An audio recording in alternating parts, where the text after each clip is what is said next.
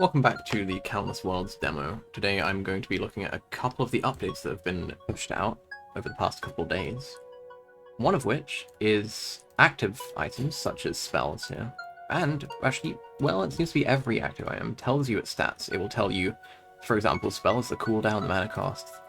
Consumable items tell you how much they heal, how much speed they give, how much mana this heals, and it's definitely a needed change, because a lot of the time, they've actually reduced the cost of the Ignite Scroll. When the demo first came out, it cost 15, but you started with 10 mana, so people would get the Ignite Scroll, not be able to cast it in combat because they don't have enough mana, and, you know, wonder what the heck's going on. Luckily they have changed it, but this definitely helps for, especially the Tsunami one, which costs 50.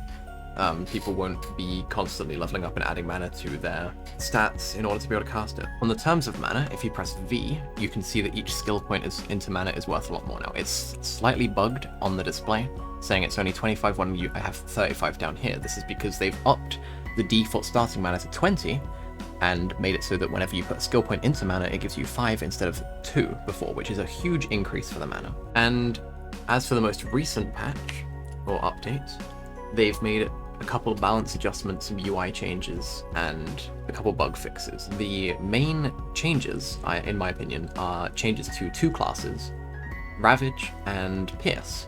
Ravage, which unfortunately I don't own any weapons of, used to be able to kill you from the bleeding from the ability, but now you're left at 1 HP, so you can recover and have time to do all that funky thing. But the thing I'm more interested in is the Pierce changes.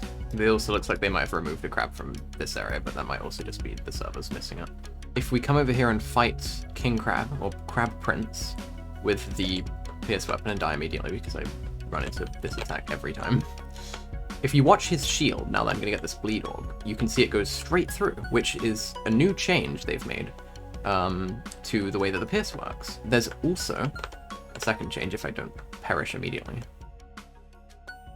For those of you who don't know, you can stand on the respawn timer, and when it turns orange, it's going a lot faster, so that you don't have to wait as long for the boss to respawn if you want to fight him.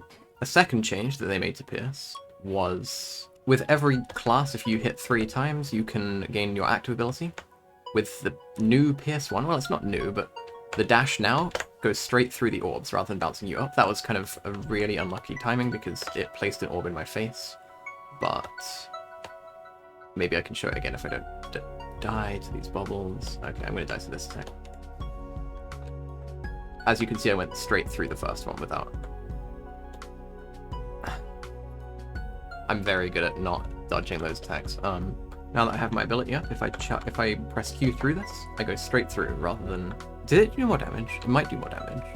Let's wait for them to respawn and see how much damage it does.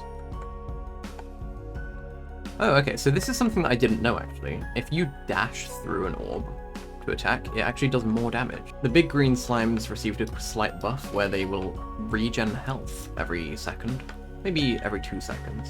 Yeah, it looks like every 2 seconds. That effect can be seen under their health bar. That's the same as the enchantment effects, I believe. And when it's displayed, you know that the big green slime can regen health, which they can always do, but other enemies, if they have something like that, probably means they've got an enchant. Oh, an enchant. Speaking of, this big green slime has an enchantment. I don't know what that's a picture of, but we might be able to get an item here and see what it is.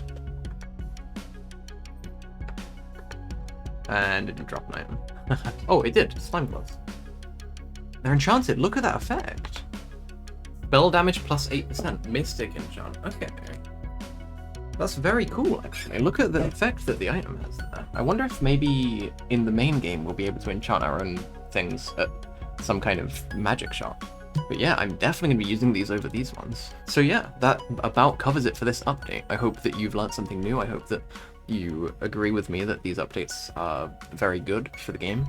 And again, like I said in the last video, if they keep putting this much effort into the main game, it's going to be an absolutely incredible experience. Make sure to leave a comment down below on what you think about the enchant system. Maybe you can flex your incredible enchants to, you know, the other people reading the comment section. If you like the video, make sure to leave a like, and if you like this type of video, then maybe consider subscribing.